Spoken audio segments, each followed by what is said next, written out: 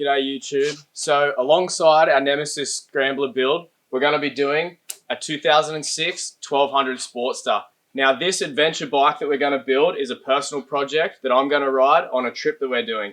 So we've got a massive list of modifications to do on this thing. I'm going for a sort of tracker-esque style, but this thing is going to be fully adventure capable. We got upgraded front suspension, rear suspension, aluminium swing arm, and lightened alloy wheels. I'm dropping the size to 17 on the rear and 19 on the front to give it that more dirt bike style. So this episode, I've already torn the bike down. You're gonna see the front end go on, the wheels go on, and then we're gonna start tinkering with the suspension, tail, and seat as well.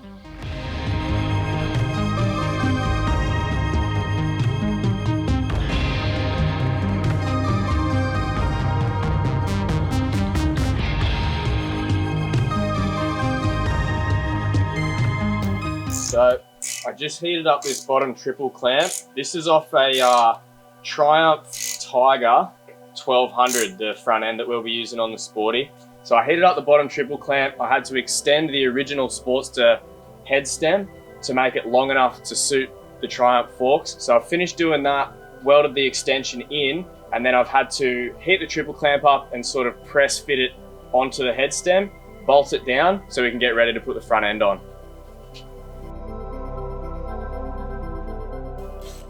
So I've just fitted up the rear wheel.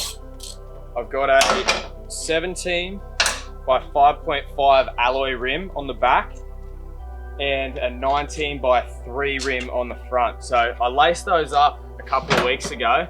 I'm using the stock Harley Sportster hub on the rear and the stock Triumph 1200 hub on the front.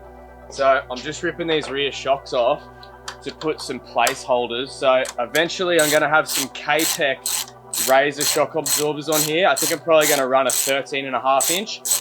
I've also got a track dynamic swing arm on the way, but I'm a little bit too excited to wait for that to show up. So we're gonna press on with the build, put these old shocks on that I had to sort of hold place and so I can get the bike sitting how I want it.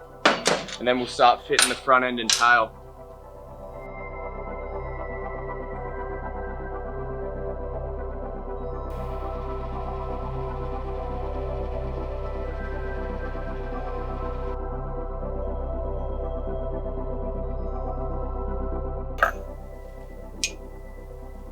So I've been in the shed now for about 6 months. Oh no, actually it's been about a year now since we moved in here.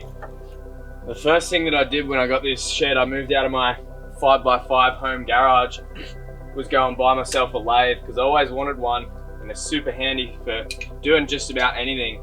Only problem was I didn't know how to use the fucking thing. So I bought the lathe, I got it delivered and set it up in the shop, and then I had to call my mate Mitch. Say, mate, come and give me a hand with this fucking thing. I just spent $3 grand on a lathe, but I have no idea how to use it. So he come down and give me a crash course. And here I am, about 9 months after that, still fumbling my way through everything.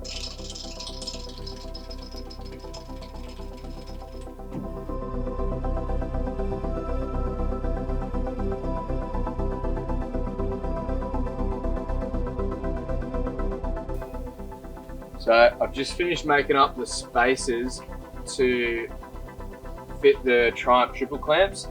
When I do stuff like this, I always jot down just like a quick, ugly sketch of the measurements of what I've had to do. So I had to elongate it a little bit and then make some spaces onto the triple clamp just to make it look a little nicer once it was kind of fitted properly.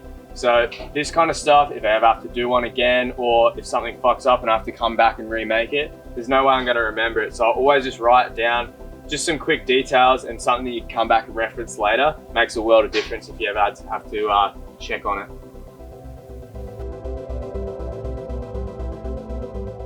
So just finished mocking up the front end. We've got the triple clamps on, forks are in, and I just fit the front wheel. The tires that I'm using on this bike are a Heidenau K60 Scout. I've used them on a lot of my other Scramblers and always had good results. So I got a 120/19 on the front and a 170/17 on the rear.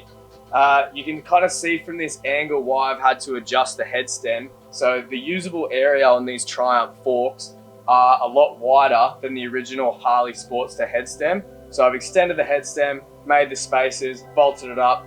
The bearings and stuff are all changed out to fit, so it should work fine now. I'm gonna move on to fitting the tank, and then we're gonna put the tail and start shaping the seat.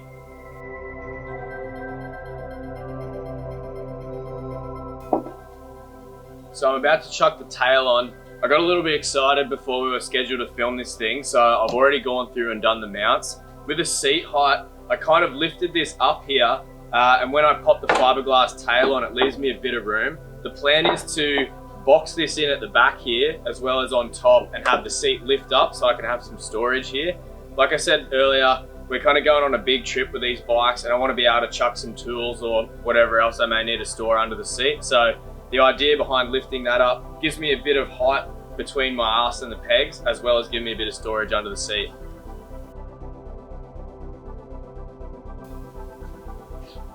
So I'm lucky enough to share a shop with Jameson from Timeless Auto Trim, who fiberglassed this tail up for me. He also whacked together this seat. So I'm gonna start trimming this thing up and shaping it, and then he can get his hands on it and do the upholstery.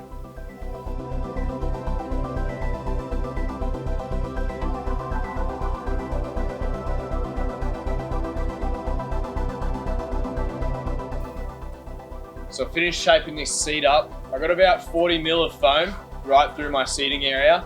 So having Timeless Auto Trim in the shop, we get a heap of seats coming through. So we've learned a few tricks over our time that if you use just this sort of soft density foam, you end up sitting on the seat pan after a little while. So to avoid that, we use a higher density closed cell foam as a base and leave that as about 20 to 30 mil. We've used 20 mil here because it's quite a thin seat.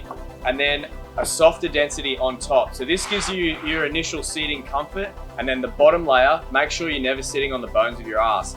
This little seat pad at the back here isn't for a pillion. That's just to rest a backpack on, and eventually I'm gonna build a rack towards the back here. That's why I've left that so thin. Pretty much there just to make sure my tail doesn't get scratched up.